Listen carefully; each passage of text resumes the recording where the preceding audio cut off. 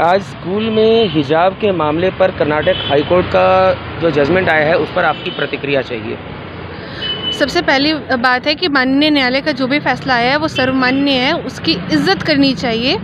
और दूसरी बात ये है कि विद्यालय में एक तो विद्यालय विद्या का मंदिर होता है, तो विद्या के मंदिर में सिर्फ विद्या की बात होनी चाहिए, ना कि बच्चों को ये बात करनी चाहिए कि रिलीजियस बेसिस पे बांट करके उनको धर्म का ड्रेस कोड पहना करके बुलाया जाए। ये कहीं से भी सही नहीं है। अगर आप 10 बोर्ड या भी कोई भी बोर्ड एग्ज़ाम्स देते हैं तो वहाँ पे आपसे आपका नाम, आपका धर्म नहीं पूछा जाता। वहाँ सिंपली आप अपना roll code, roll number inter करते हैं। क्यों? ताकि आपको आपके एजुकेशन बेसिस पे आपके पास क्या नॉलेज है, नॉलेज बेसिस पे आपको मार्क्स मिले। और विद्यालय में कभी भी किसी बच्चे को धर्म के नाम पे बांट करके नहीं पढ़ाया जाता है कि आप किसी स्पेसिफिक धर्म और समुदाय से आते हैं तो आपको अलग शिक्षा दी जाएगी। हमेशा इक्वल एजुकेशन की बात होती है, क्योंकि ना शिक्षक किसी धर्म से होता है और ना ही बच्चा किसी धर्म से होता है। इसीलिए ड्रेस कोड है, ताकि ना कोई अमीर दिखे, ना कोई गरीब दिखे, ना कोई छोटा हो, ना कोई बड़ा हो। हम सभी इक्वल है। इक्वालिटी की बात स्कूल कैंपस के अंदर हो, सिंपली इसलिए ड्रेस कोड है। और रही बात बुर्का और हिजाब को लेकर के, बहुत सारे लोग मिसकंसेप्शन फैला रहे हैं कि बुर्का और हिजाब बैन एक तरीके से किया जाए। आप अभी भी आ रहे होंगे तो आप देख रहे होंगे रास्ते में कितनी महिलाएं सार्वजनिक रूप से हिजाब और बुर्का पहन रही है।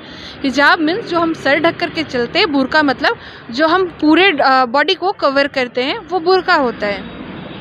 तो बहुत सारे लोग पहन के आ रहे हैं, कहीं भी सार्वजनिक रूप से आपको मना नहीं किया गया। पर हाँ, क्योंकि विद्यालय में विद्या की बात होती है, वहाँ हम विद्या अर्जन करने जाते हैं, तो वहाँ पे किसी भी तरीके से आपको धर्म के नाम पे बांट करके बैठाने की बात या फिर धर्म रिलीजन कोड को लाने की बात सरासर गलत है।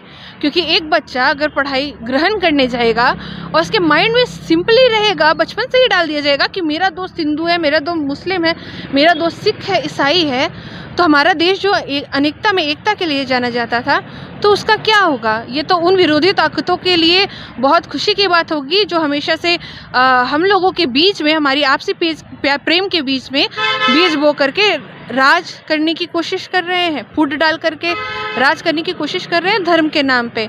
तो सभी से मेरा रिक्वेस्ट है कि आप अपने बच्चों को पढ़ने भेजें, क्योंकि आपके बच्चे पढ़ेंगे तो वो आगे बढ़ेंगे। और हमारा ये दुर्भाग्य है कि हम सिंपली वोट बैंक के नाम पे यूज़ होते आते हैं कई पार्टियों के द्वारा, कई लोगों के द्वारा। कई असामाजिक तत्व नहीं चाहते हैं कि हम पढ़ें, और आपको ये डिस्ट्रैक्ट किया जा रहा है नहीं पढ़ने के लिए, क्योंकि आप अगर नहीं पढ़ेंगे तो आपको वो लोग सिंपली वोट बैंक के नाम पे यूज़ करेंगे। और अगर आप पढ़ेंगे तो आप आगे बढ़ेंगे, आप ब्रॉड माइंडेड होंगे, सही गलत में आपको फ़र्क समझ में आएगा, तो अपने बच्चों को पढ़ने के लिए भेजें। और ऐसे बहुत सारे संस्थान हैं इंडिया में जहाँ पे बुर्का और हिजाब अभी भी लोग पहन के जा रहे हैं, तो कहीं भी किसी भी तरीके से कहीं भी आपको रोक टोक नहीं है। पर हाँ, विद्यालय है तो केवल विद्या की बात होनी चाहिए।